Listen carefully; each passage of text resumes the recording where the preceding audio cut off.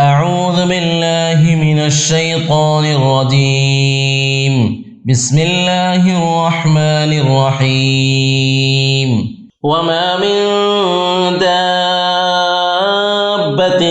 في الأرض إلا على الله رزقها ويعلم مستقرها ومستودعها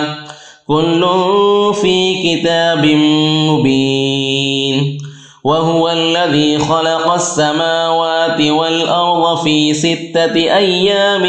وكان عرشه على الماء ليبلوكم أيكم أحسن عملا. ولئن قلت إنكم مبعوثون من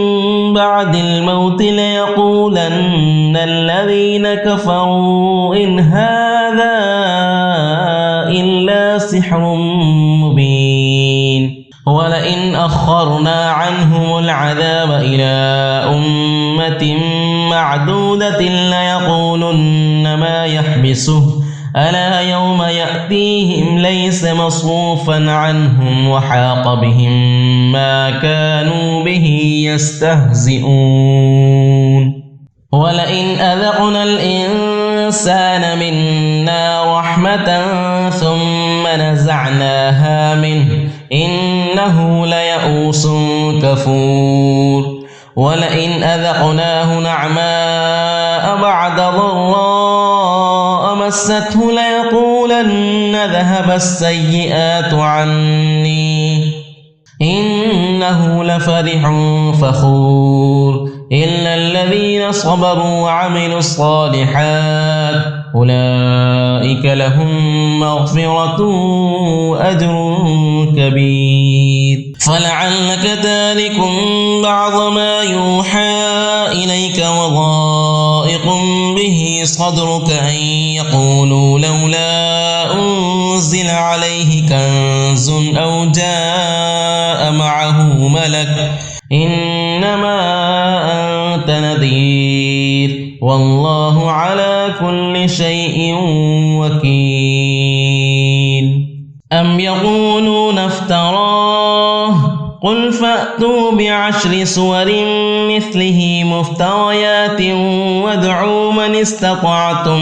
من دون الله إن كنتم صادقين. فإن لم يستجيبوا لكم فاعلموا أنما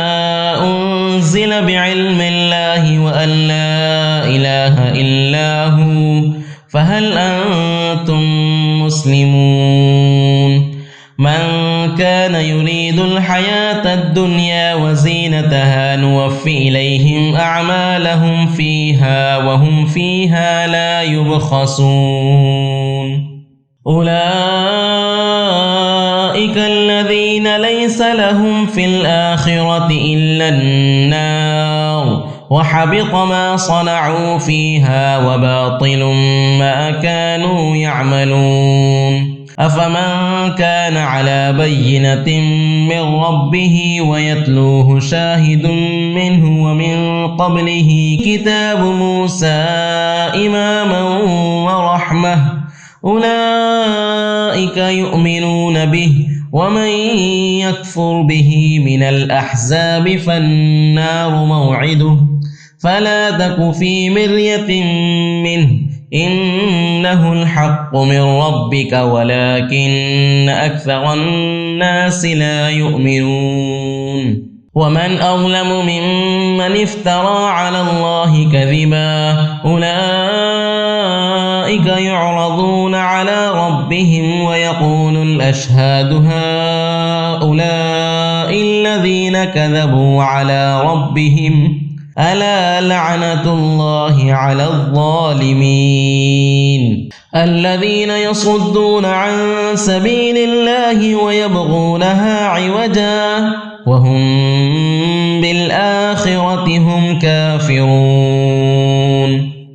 أولئك لم يكونوا معجزين في الأرض وما كان لهم من دون الله من أولياء يضاعف لهم العذاب ما كانوا يستطيعون السمع وما كانوا يبصرون. أولئك الذين خسروا أنفسهم وضل عنهم ما كانوا يفترون لا جرم أنهم في الآخرة هم الأخسرون إن الذين آمنوا وعملوا الصالحات وأخبتوا إلى ربهم أولئك أصحاب الجنة هم فيها خالدون مثل الفريقين كالأعمى والأصم والبصير والسميع هل يستويان مثلا أفلا تذكرون ولقد أرسلنا نوحا إلى قومه إني لكم نذير مبين ألا تعبدوا إلا الله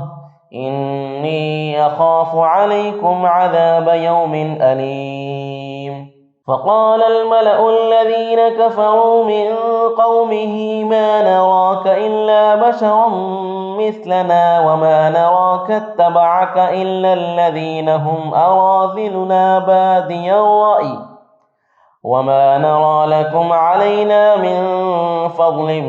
بل نظنكم كاذبين قال يا قوم أرأيتم إن كنت على بينة من ربي وآتاني رحمة من عنده فعميت عليكم أنلزمكموها وأنتم لها كارهون ويا قوم لا أسألكم عليه مالا إن أجري إلا على الله وما أنا بطارد الذين آمنوا إنهم ملاقو ربهم ولكني أراكم قوما تجهلون ويا قوم من ينصرني من الله إن طردتهم أفلا تذكرون ولا أقول لكم عندي خزائن الله ولا أعلم الغيب ولا أقول إني ملك ولا أقول للذين تزدري أعينكم لن يؤتيهم الله خيرا الله أعلم بما في أنفسهم إني إذا لمن الظالمين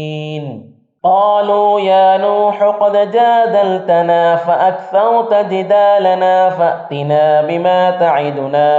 إن كنت من الصادقين قال إنما يأتيكم به الله إن شاء وما أنتم بمعجزين ولا ينفعكم نصحي إن أردت أن أنصح لكم إن كان الله يريد أن يغويكم هو ربكم وإليه ترجعون أم يقولون افتراه قل إن افتريته فعلي إجرامي وأنا بريء مما تجرمون وأوحي إلى نوح أنه لن يؤمن من قومك إلا من قد آمن فلا تبتئس بما كانوا يفعلون واصنع الفلك بأعيننا ووحينا ولا تخاطبني في الذين ظلموا إنهم مغرقون ويصنع الفلك وكلما مر عليه ملأ من قومه سخروا منه قال إن تسخروا منا فإنا نسخر منكم كما تسخرون فسوف تعلمون من يأتيه عذاب يخزيه ويحل عليه عذاب مقيم حتى إذا جاء أمرنا وفارت النور قل نحمل فيها من كل زوجين اثنين وأهلك إلا من سبق عليه القول ومن آمن وما آمن معه إلا قليل وقال اركبوا فيها بسم الله مجريها ومرساها إن ربي لغفور رحيم وهي تجري بهم في موج كالجبال ونادى نوح ابنه وكان في معزل يا بني اركب معنا ولا تكن مع الكافرين قال سآوي إلى جبل يعصمني من الماء قال لا عاصم اليوم من أمر الله إلا من رحم وحال بينهما الموج فكان من المغرقين وقيل يا أرض ابلعي ماءك ويا سماء أقلعي وغيض الماء وقضي الأمر واستوت على الجودي وقيل بعدا للقوم الظالمين ونادى نوح ربه فقال رب إن ابني من أهلي وإن وعدك الحق وأنت أحكم الحاكمين قال يا نوح إنه ليس من أهلك إنه عمل غير صالح فلا تسأل ما ليس لك به علم إني أعظك أن تكون من الجاهلين قال رب إني أعوذ بك أن أسألك ما ليس لي به علم وإلا تغفر لي وترحمني أكن من الخاسرين قيل يا نوح اهبط بسلام منا وبركات عليك وعلى ممن معك وأمم سنمتعهم ثم يمسهم منا عذاب أليم تلك من أنباء الغيب نوحيها إليك ما كنت تعلمها أنت ولا قومك من قبل هذا فاصبر إن العاقبة للمتقين وإلى عاد أخاهم هودا قال يا قوم اعبدوا الله ما لكم من إله غيره إن أنتم إلا مفترون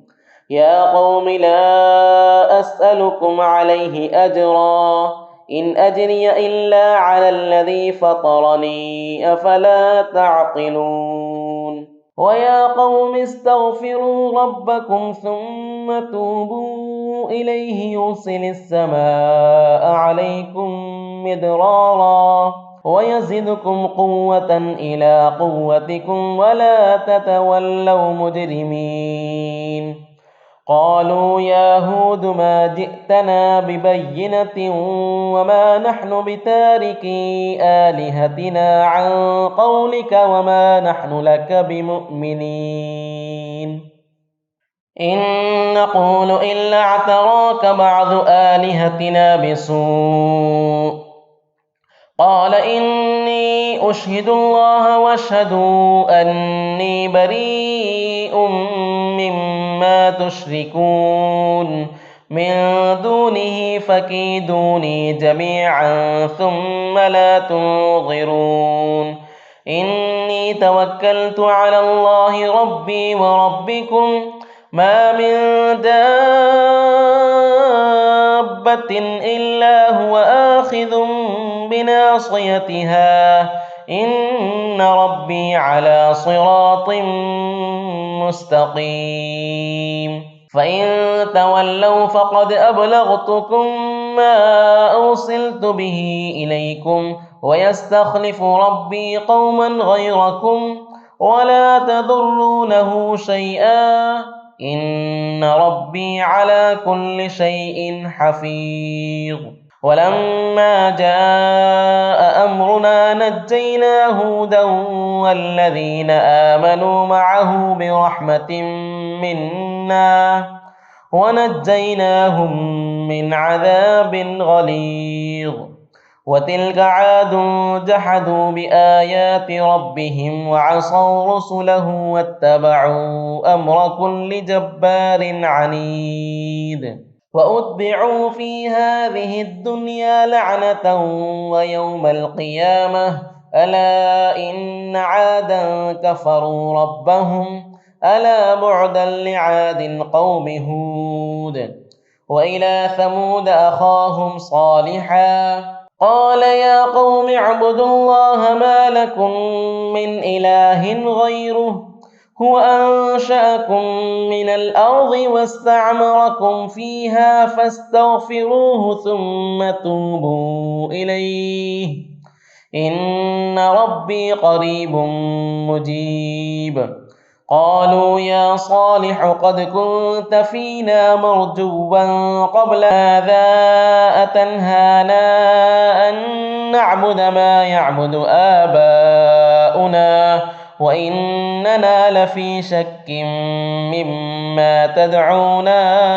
إليه مريب قال يا قوم أرأيتم إن كنت على بينة من ربي وآتاني منه رحمة فمن ينصرني من الله إن عصيته فما تزيدونني غير تخسير ويا قوم هذه ناقة الله لكم آية فذروها تأكل في أرض الله ولا تمسوها بسوء فيأخذكم عذاب قريب فعقروها فقال تمتعوا في داركم 3 أيام ذلك وعد غير مكذوب فلما جاء أمرنا نجينا صالحا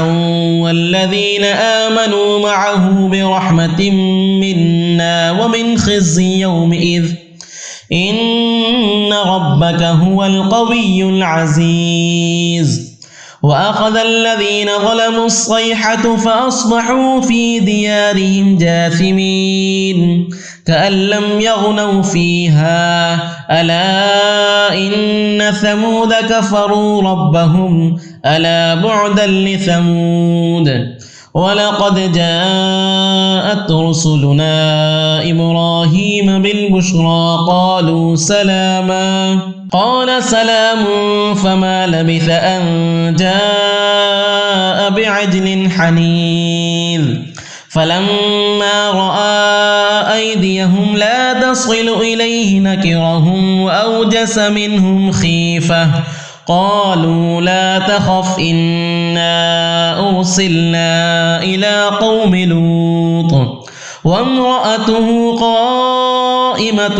فضحكت فبشرناها بإسحاق ومن وراء إسحاق يعقوب قالت يا ويلتى أألد وأنا عجوز وهذا بعلي شيخا إن هذا لشيء عجيب قالوا أتعجبين من أمر الله رحمة الله وبركاته عليكم أهل البيت إنه حميد مجيد فلما ذهب عن إبراهيم الروع وجاءته البشرى يجادلنا في قوم لوط إن إبراهيم لحليم أواه منيب يا إبراهيم أعرض عن هذا إنه قد جاء أمر ربك وإنهم آتيهم عذاب غير مردود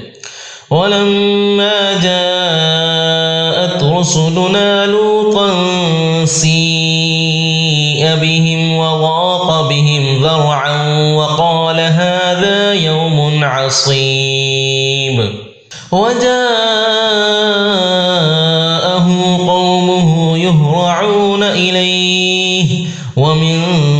قبل كانوا يعملون السيئات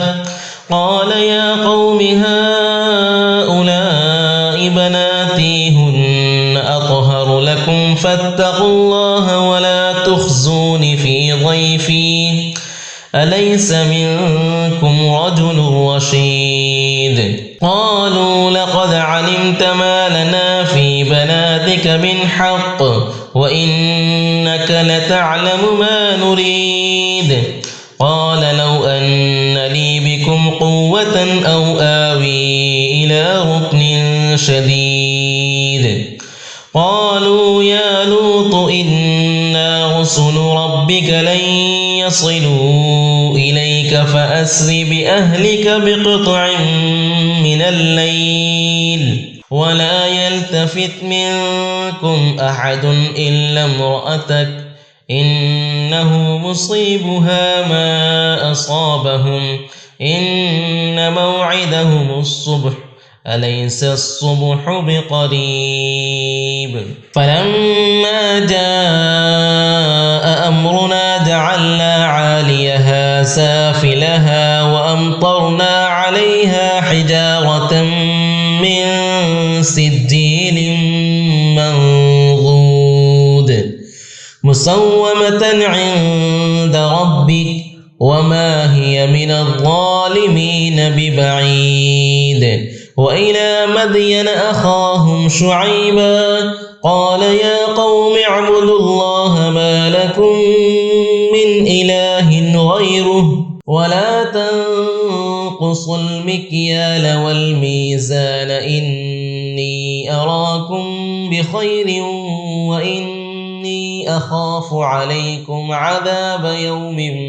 محيط ويا قوم أوفوا المكيال والميزان بالقسط ولا تبخسوا الناس أشياءهم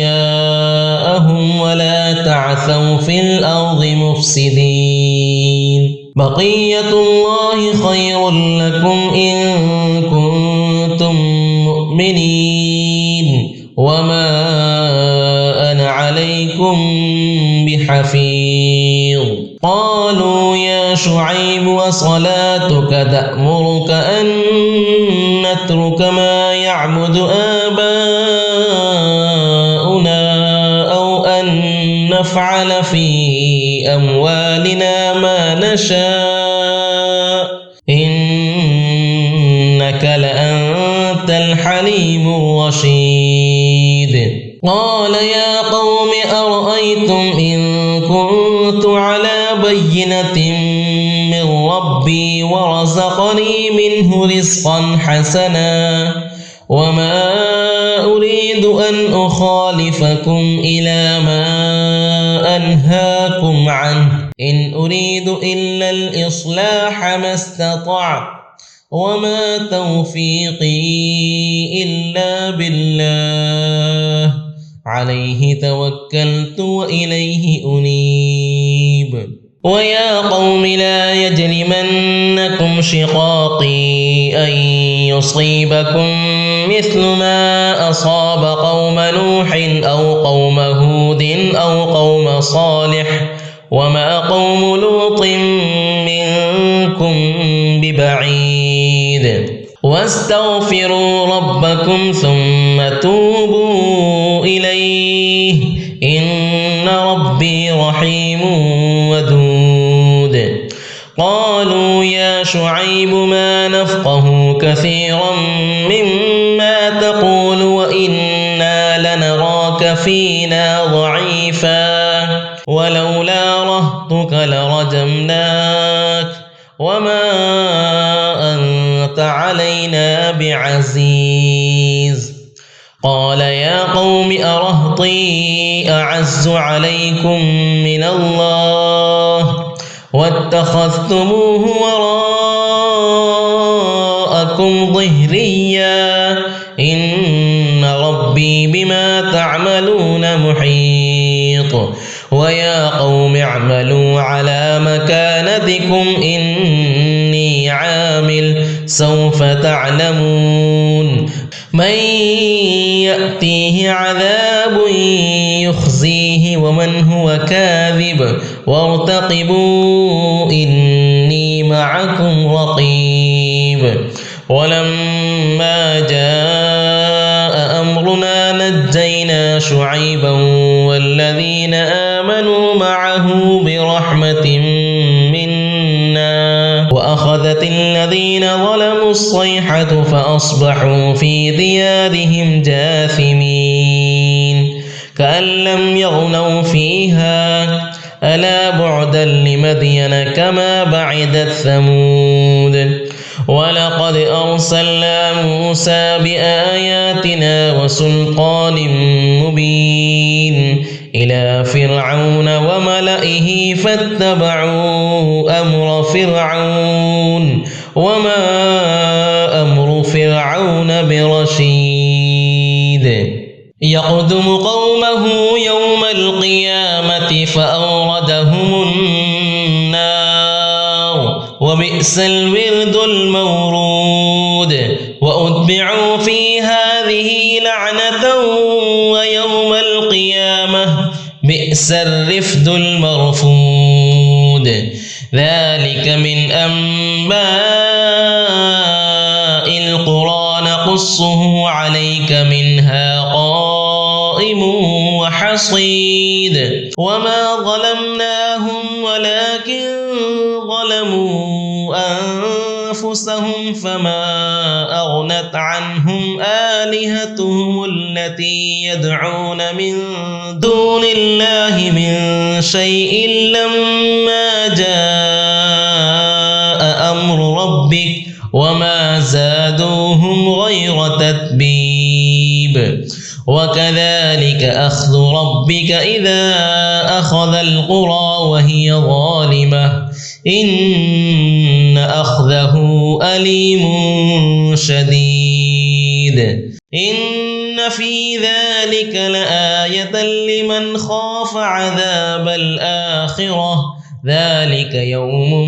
مجموع له الناس وذلك يوم مشهود وما نؤخره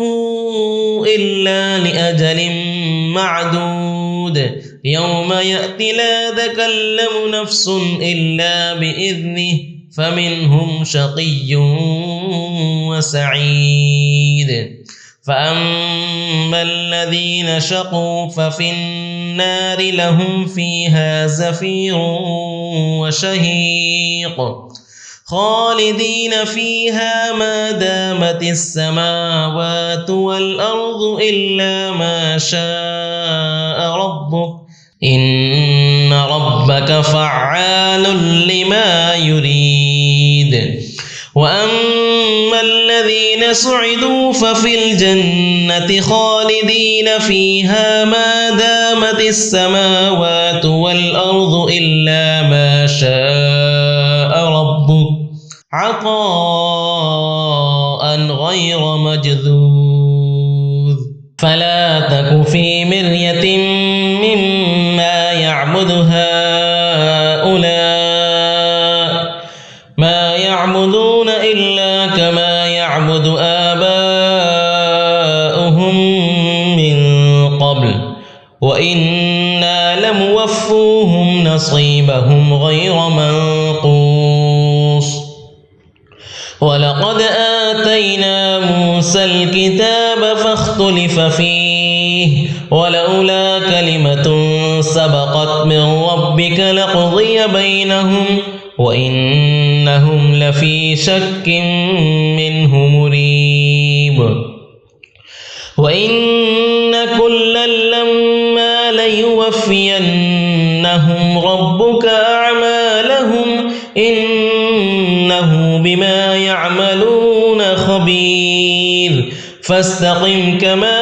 أمرت ومن تاب معك ولا تطغوا إنه بما تعملون بصير ولا تركنوا إلى الذين ظلموا فتمسكم النار وما لكم من دون الله من أولياء ثم لا تنصرون وأقم الصلاة طرفي النهار وزلفا من الليل إن الحسنات يذهبن السيئات ذلك ذكرى للذاكرين واصبر فإن الله لا يضيع أجر المحسنين فلولا كان من القرون من قبلكم أولو بقية ينهون عن الفساد في الأرض إلا قليلا ممن أنجينا منهم واتبع الذين ظلموا ما أترفوا فيه وكانوا مجرمين وما كان ربك ليهلك القرى بظلم وأهلها مصلحون ولو شاء ربك لجعل الناس أمة واحدة ولا يزالون مختلفين إلا من رحم ربك ولذلك خلقهم وتمت كلمة ربك لأملأن جهنم من الجنة والناس أجمعين وكلا نقص عليك من أنباء الرسل ما نثبت به فؤادك وجاءك في هذه الحق وموعظة وذكرى للمؤمنين وقل للذين لا يؤمنون اعملوا على مكانتكم إنا عاملون وانتظروا إنا منتظرون ولله غيب السماوات والأرض وإليه يرجع الأمر كله فاعبده وتوكل عليه وما ربك بغافل عما تعملون بسم الله الرحمن الرحيم ألف لام را تلك آيات الكتاب المبين إنا أنزلناه قرآنا عربيا لعلكم تعقلون نحن نقص عليك أحسن القصص بما أوحينا إليك هذا القرآن وإن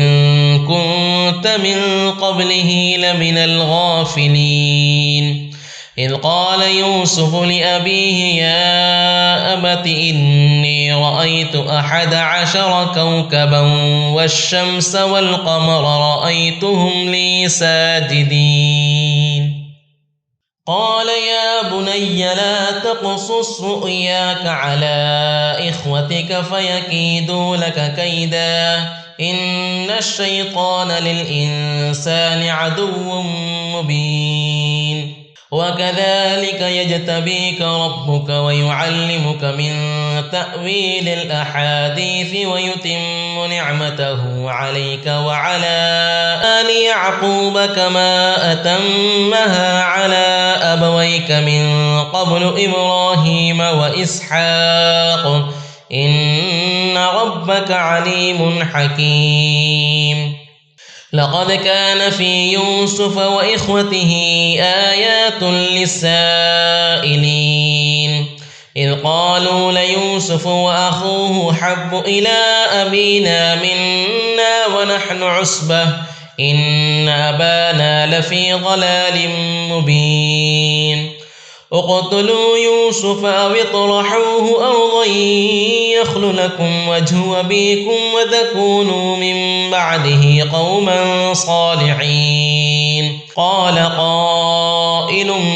منهم لا تقتلوا يوسف وألقوه في غيابة الجب يلتقطه بعض السيارة إن كنتم فاعلين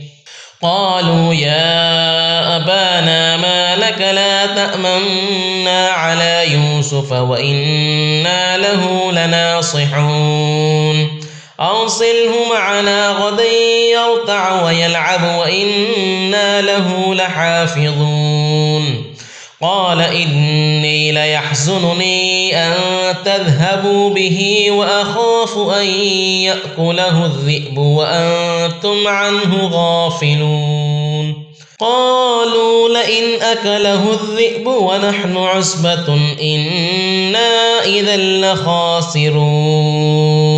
فلما ذهبوا به وأجمعوا أن يجعلوه في غيابة الجب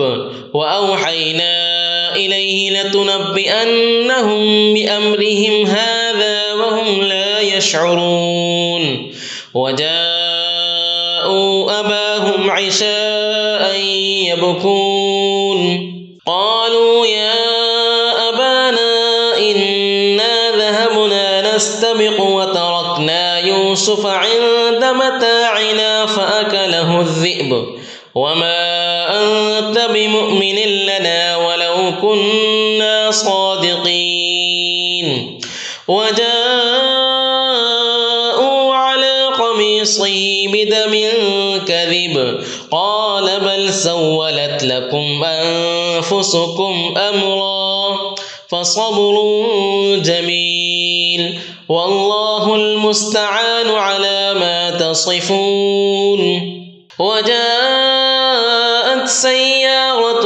فأرسلوا واردهم فأدلى دلوه قال يا بشرى هذا غلام وأسروه بضاعة والله عليم بما يعملون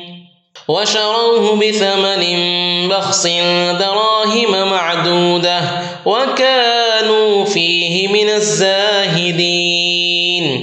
وقال الذي اشتراه من مصر لامرأته أكرمي مثواه عسى أن ينفعنا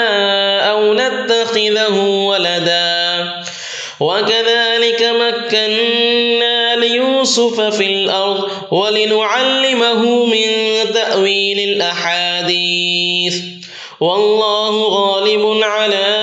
أمره ولكن أكثر الناس لا يعلمون ولما بلغ أشده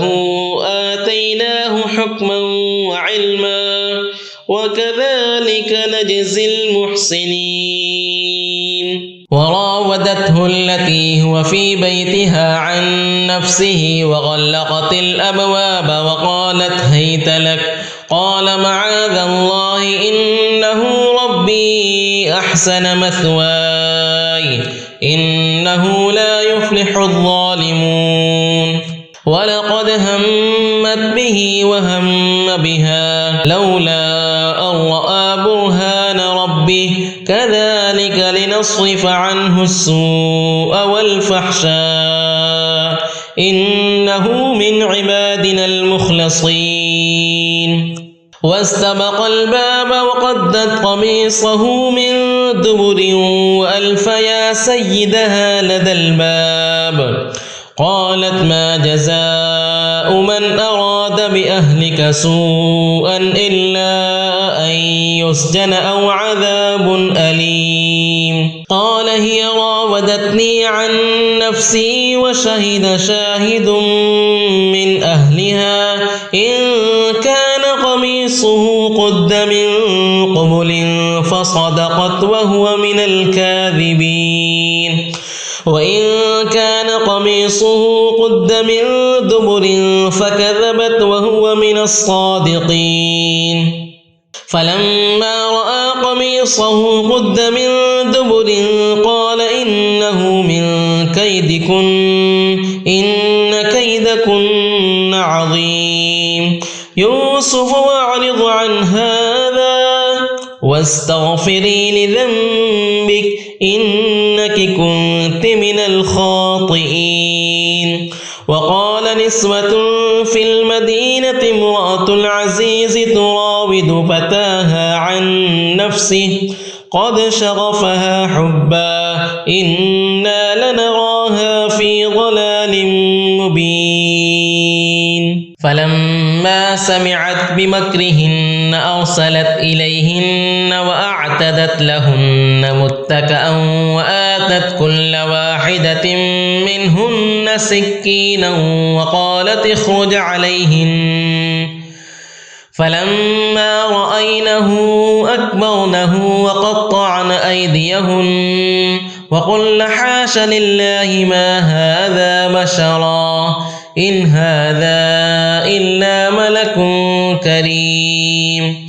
قالت فذلكن الذي لمتنني فيه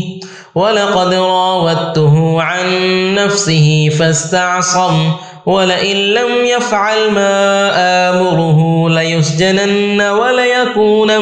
من الصاغرين. قال رب السجن أحب إلي مما يدعونني إليه وإلا تصرف عني كيدهن أصب إليهن وأكن من الجاهلين. فاستجاب له ربه فصرف عنه كيدهن إنه هو السميع العليم. ثم بدا لهم من بعد ما رأوا الآيات ليسجننه حتى حين. ودخل معه السجن فتيان قال أحدهما إني أراني أعصر خمرا وقال الآخر إني أراني أحمل فوق رأسي خبزا تأكل الطير منه نبئنا بتأويله إنا نراك من المحسنين. قال لا يأتيكما طعام ترزقانه إلا نبأتكما بتأويله قبل أن يأتيكما ذلكما مما علمني ربي إني تركت ملة قوم لا يؤمنون بالله وهم بالآخرة هم كافرون. واتبعت ملة آبائي إبراهيم وإسحاق ويعقوب ما كان لنا أن نشرك بالله من شيء ذلك من فضل الله علينا وعلى الناس ولكن أكثر الناس لا يشكرون. يا صاحبي السجن أأرباب متفرقون خير أم الله الواحد القهار ما تعبدون من دونه إلا أسماء سميتموها أنتم وآباؤكم ما أنزل الله بها من سلطان إن الحكم إلا لله أمر أن لا تعبدوا إلا إياه ذلك الدين القيم ولكن أكثر الناس لا يعلمون. يا صاحبي السجن أما أحدكما فيسقي ربه خمرا وأما الآخر فيصلب فتأكل الطير من رأسه قضي الأمر الذي فيه تستفتيان. وقال للذي ظن أنه ناج منه اذكرني عند ربك فأنساه الشيطان ذكر ربه فلبث في السجن بضع سنين.